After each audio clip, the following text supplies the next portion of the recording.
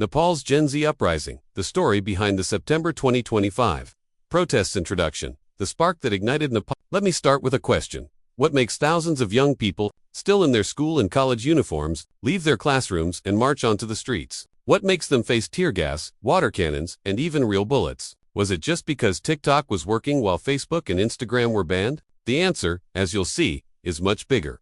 On the 8th of September 2025, the streets of Kathmandu shook with chants, placards, and anger. The young voices of Nepal, mostly between the ages of 20 and 25, the so-called Gen Z, had decided enough was enough. An NGO named Hami Nepal called for a peaceful march from Maitighar Mandala to the parliament.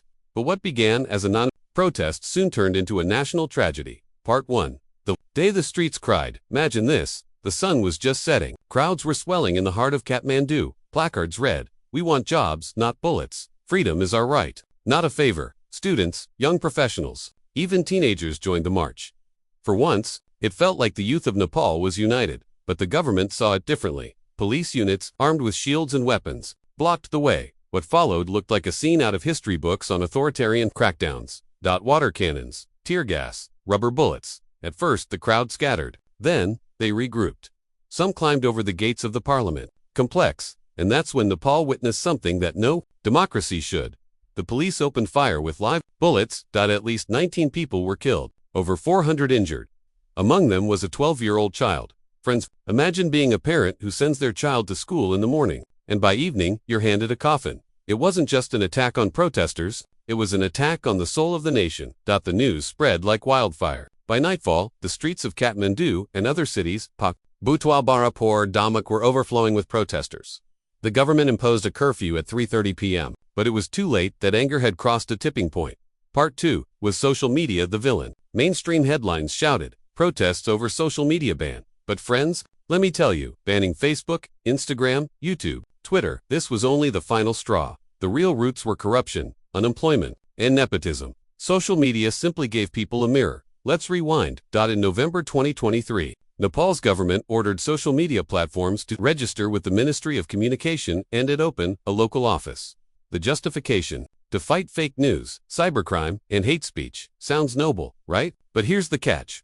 Despite 5 public notices, almost no big company agreed. The only giant that registered was TikTok, a Chinese app. So, on the 28th of August 2025, the government gave an ultimatum: register by the 3rd of September or face a ban. Results: 26 major platforms were banned. Facebook, Instagram, WhatsApp, YouTube, Twitter, gone. Only TikTok survived. And this, friends, is where suspicion grew. Young people claimed the ban was not about cybercrime. It was about control. To silence dissent. To hide corruption. To erase the growing criticism of Nepo kids, the privileged sons and daughters of politicians. Protesters' posters said it best. Politicians' kids bring Gucci bags from abroad, while our kids return in coffins from Ukraine. Part 3. The Nepo kids backlash. Nepal's social media, before the ban, was flooded with videos. Ordinary youth struggling for survival versus politicians' children flaunting designer clothes, foreign trips, and luxury cars. Hashtags exploded. Hashtag NepoKids and hashtag NepoBaby. The comparison was brutal. On one side, young Nepalis working 16-hour shifts abroad. Families depending on money sent from overseas. Students lining up for visas to escape unemployment.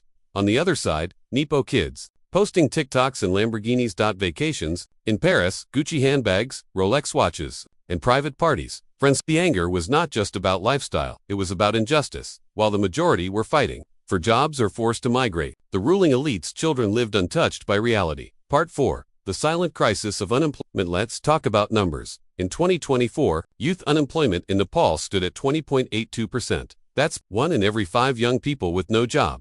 Thousands migrated abroad. Some went even further, to war zones. Yes, by February 2024, more than 15,000 Nepalis had joined the Russian military, fighting in the Ukraine war. Some received just a few weeks of training before being pushed to the front lines. Many never returned.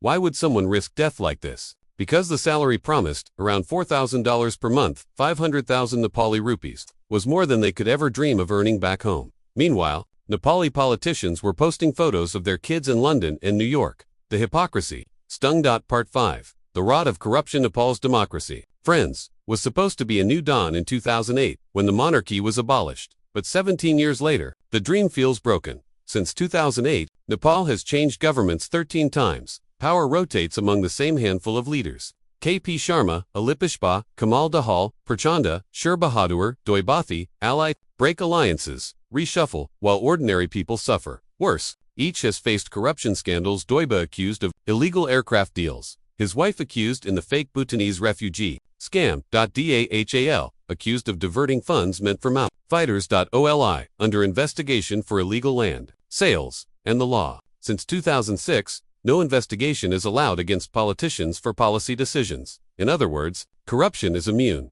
Part 6. Why the ban hurts so much now. Combine this corruption with the ban on social media. The consequences were devastating. Tourism, Nepal's lifeline, collapsed overnight. Hotels and trekking companies rely heavily on Facebook, Instagram, and YouTube for promotion. Communication broke down.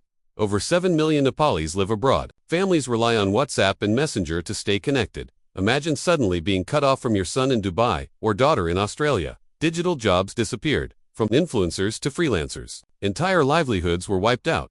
For the youth, it felt like the government wasn't just ignoring them, it was actively destroying their future. Part 7. The fall of the Prime Minister's protests raged. Violence escalated. Residences of the Prime Minister, the President, even the opposition leader were set on fire. Army helicopters had to evacuate top officials. On the 9th of September 2025, 2 p.m., Prime Minister K.P. Sharma Ali resigned. The Home Minister had already stepped down earlier.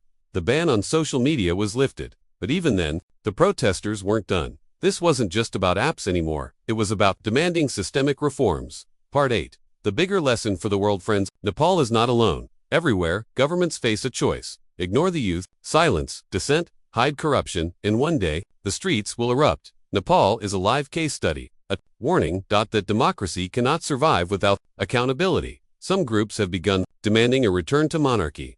But that would be stepping back into history. The real solution lies in strengthening democracy, not abandoning it.